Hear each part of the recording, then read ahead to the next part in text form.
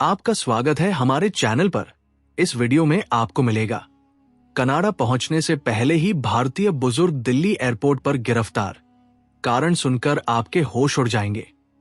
आज की ये कहानी भारत के उन हजारों परिवारों की हकीकत बयां करती है जो अपनी आंखों में विदेश जाने का सपना सजाए बैठे हैं, लेकिन कई बार ये सपना जिंदगी की सबसे खौफनाक हकीकत बनकर सामने आता है। हमारी कहानी का मुख्य पात्र सुखवंत सिंह है, एक 65 वर्षीय साधारण भारतीय बुजुर्ग जिसने अपनी पूरी उम्र खेतों की मिट्टी और कड़ी मेहनत के बीच गुजार दी थी। सुखवंत सिंह के चेहरे पर पड़ी झुर्रियां उनके जीवन भर के संघर्ष की गवाही देती थी, लेकिन आज उनकी आंखों में एक अलग ही चमक थी, एक ऐसा उत्साह जो शायद उनकी जवानी में भी नहीं रहा होगा। आज सुखवंत सिंह को कनाडा जाने के लिए दिल्ली के इंदिरा गांधी इंटरनेशनल एयरपोर्ट से उड़ान भरनी थी। उन्हें अपने बेटे से मिलने जाना था जो पिछले 5 सालों से कनाडा में बस गया था। दिल्ली एयरपोर्ट के टर्मिनल 3 के बाहर खड़े सुखवंत सिंह बार बार अपनी नई खरीदी हुई जैकेट को ठीक करते और अपने कोट की जेब में रखे पासपोर्ट को टटोल कर देखते, जैसे उन्हें विश्वास ही न हो रहा हो कि वो सचमुच विदेश जा रहे हैं। उनके मन में ख्यालों का एक तूफान उमड़ रहा था। कैसे वो अपने बेटे को गले लगाएंगे, कैसे वो कनाडा की साफ सुथरी सड़कें देखेंगे और कैसे वापस आकर अपने गांव और समाज में सबको बताएंगे कि उन्होंने 7 समुंदर पार की दुनिया देख ली है। लेकिन नियति को शायद कुछ और ही मंजूर था, कुछ ऐसा जिसकी कल्पना सुखवंत सिंह ने अपने बुरे से बुरे सपने में भी नहीं की थी। उन्हें जरा भी भनक नहीं थी कि जिस कागज के टुकड़े को वो अपनी किस्मत की चाबी समझ रहे हैं, वो असल में उनकी बर्बादी का परवाना है। दिल्ली एयरपोर्ट की चकाचौंध उन्हें स्वर्ग जैसी लग रही थी, लेकिन अगले कुछ ही घंटों में ये जगह उनके लिए नर्क बनने वाली थी। सुखवंत सिंह का जीवन बहुत ही सरल और सादगी भरा रहा था। उन्होंने कभी भी पुलिस थाने या कोटक कचहरी का मुंह नहीं देखा था, बल्कि अपने समाज में वे अपनी ईमानदारी और शराफत के लिए जाने जाते थे। उनका बेटा, जिसका नाम जसविंदर था, 5 साल पहले स्टडी वीजा पर कनाडा गया था। जसविंदर को विदेश भेजने के लिए सुखवंत सिंह ने अपनी पुश्तैनी जमीन का एक बड़ा हिस्सा बेच दिया था, क्योंकि वो चाहते थे कि उनका बेटा खेती बाड़ी की मशक्कत से निकलकर एक बेहतर और अवसरों वाली जिंदगी जिए।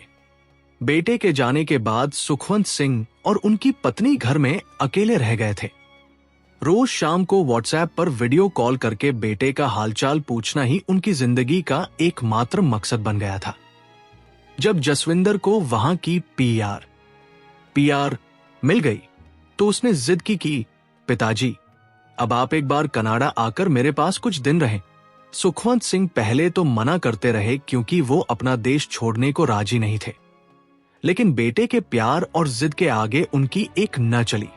वीजा लगवाने की प्रक्रिया शुरू हुई। उनके इलाके में ही एक एजेंट था जिसने बहुत से नौजवानों को बाहर भेजा था।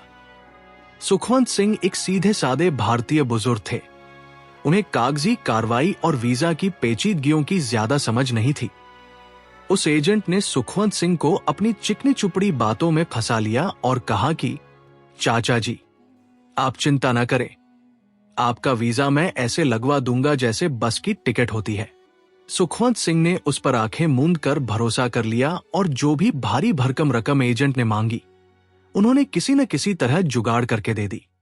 उन्हें क्या पता था कि जिस इंसान को वो अपना मददगार समझ रहे हैं, वो असल में उनके बुढ़ापे की इज्जत को मिट्टी में मिलाने के लिए तैयार बैठा है। आखिरकार वह दिन आ ही गया जब सुखवंत सिंह को उड़ान भरनी थी। पिछले 1 हफ्ते से उनके घर में किसी त्योहार जैसा माहौल था। रिश्तेदार, पड़ोसी और दोस्त उन्हें बधाई देने आ रहे थे। सुखवंत सिंह की पत्नी ने बेटे के लिए घर की बनी मिठाइयां और उसका पसंदीदा खाना पैक किया था। सुखवंत सिंह बड़े गर्व से सबको बता रहे थे कि वो टोरंटो जा रहे हैं। उन्होंने अपनी जिंदगी में कभी हवाई जहाज नहीं देखा था, सिर्फ आसमान में उड़ते हुए जहाज की गड़गड़ाहट सुनी थी, और आज वो उसमें बैठने जा रहे थे। जब वो घर से निकले तो उनकी पत्नी की आंखें भर आई। उन्होंने कहा, अपना ख्याल रखना और पहुंचते ही फोन करना। टैक्सी में बैठते ही सुखवंत सिंह का दिल जोर जोर से धड़क रहा था। दिल्ली के रास्ते में वो खिड़की से बाहर देखते रहे, जैसे अपने देश के नजारों को विदाई दे रहे हों। उन्हें लग रहा था कि उनकी जिंदगी भर की तपस्या सफल हो गई है। उन्होंने मन ही मन भगवान का शुक्रिया अदा किया कि उन्हें यह दिन देखने को मिला।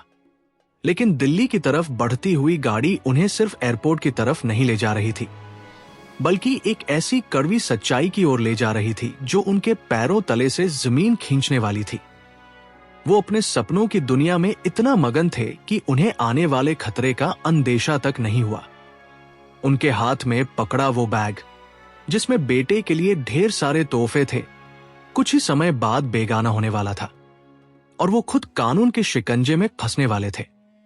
दिल्ली एयरपोर्ट पहुंचकर वहां की भीड़ और विशालता देखकर सुखवंत सिंह थोड़े घबरा गए, लेकिन साथ आए एक रिश्तेदार ने उन्हें ढांढस बंधाया।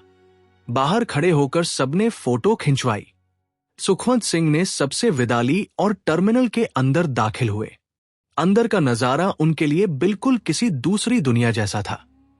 हर तरफ चमकदार लाइट्स, बड़ी बड़ी मशीनें और यूनिफॉर्म पहने घूमते अफसर। वो दूसरे यात्रियों को देखकर उनके पीछे पीछे चलते रहे। उन्होंने अपना सामान जमा करवा दिया और बोर्डिंग पास ले लिया। अब बारी थी इमिग्रेशन की, जहां असली इम्तिहान होना था। सुखवंत सिंह लाइन में लग गए। उनके आगे खड़े लोग बारी बारी काउंटर पर जा रहे थे और मोहर लगवाकर आगे बढ़ रहे थे।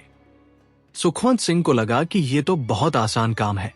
जब उनकी बारी आई तो वो बड़े आत्मविश्वास के साथ काउंटर पर गए।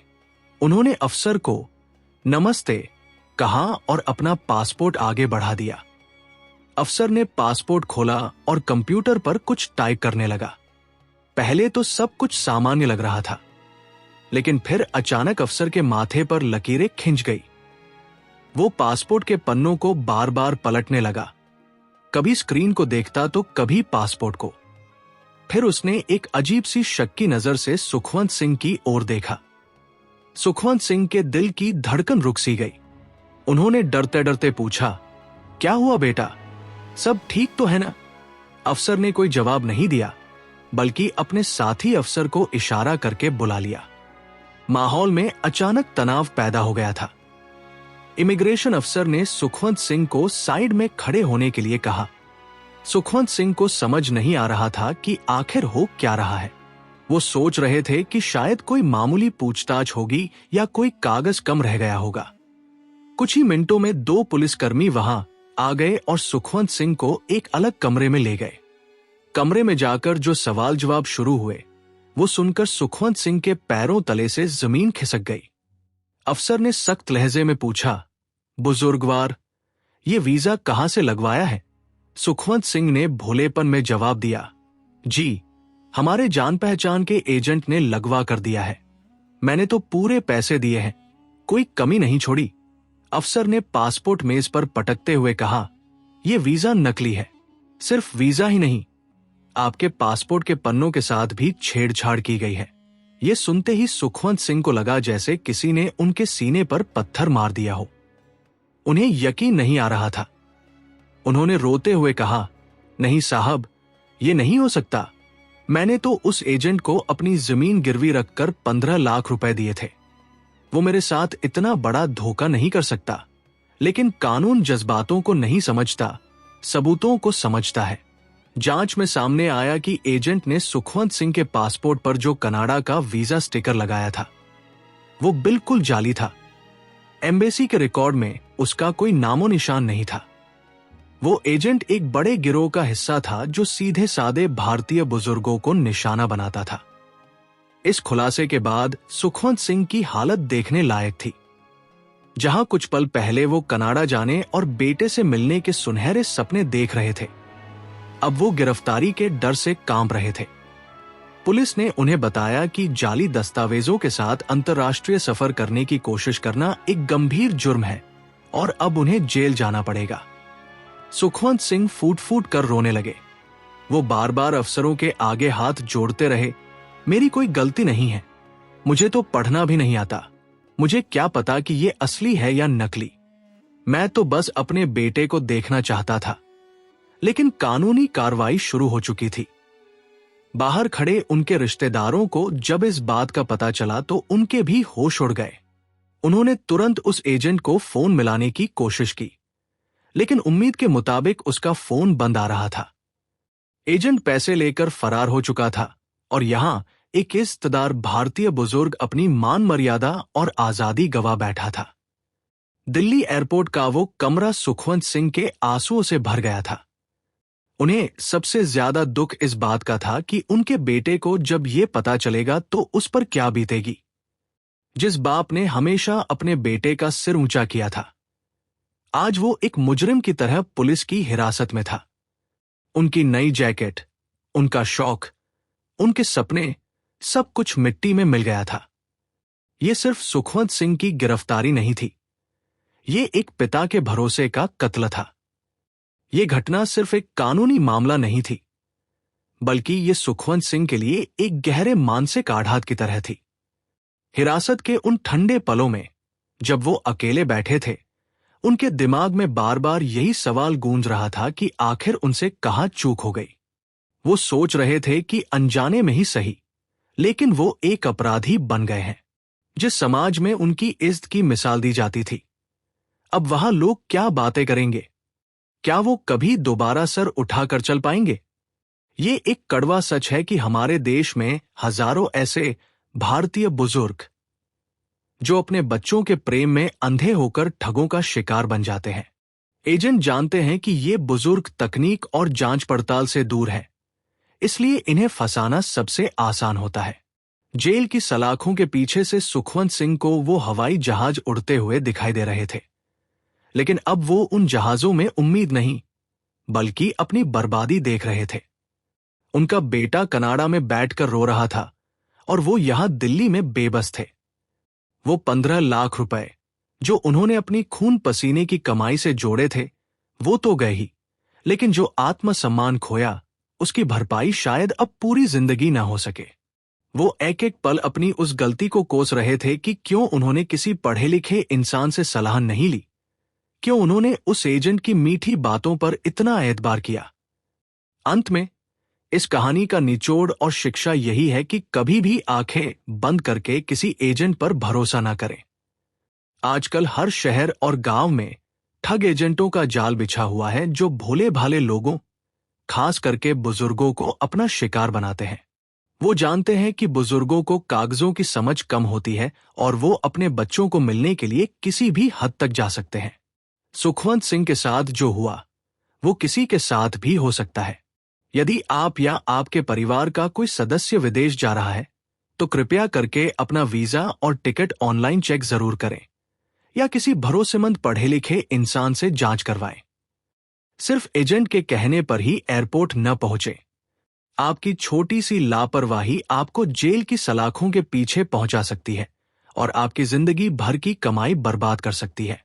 कनाडा या विदेश जाने का शौक रखना गलत नहीं है, लेकिन उस शौक के लिए गलत रास्ता चुनना या बिना जांच पड़ताल के पैसे देना सबसे बड़ी बेवकूफी है। याद रखें, सावधानी ही बचाव है। सुखवंत सिंह की कहानी को एक सबक के तौर पर लें और अपने आप को और अपने परिवार को ऐसे धोखेबाजों से बचाएं। अगर आपको ये वीडियो अच्छी लगी तो कृपया करके हमारे चैनल को सब्सक्राइब और वीडियो को लाइक जरूर कर लें। धन्यवाद।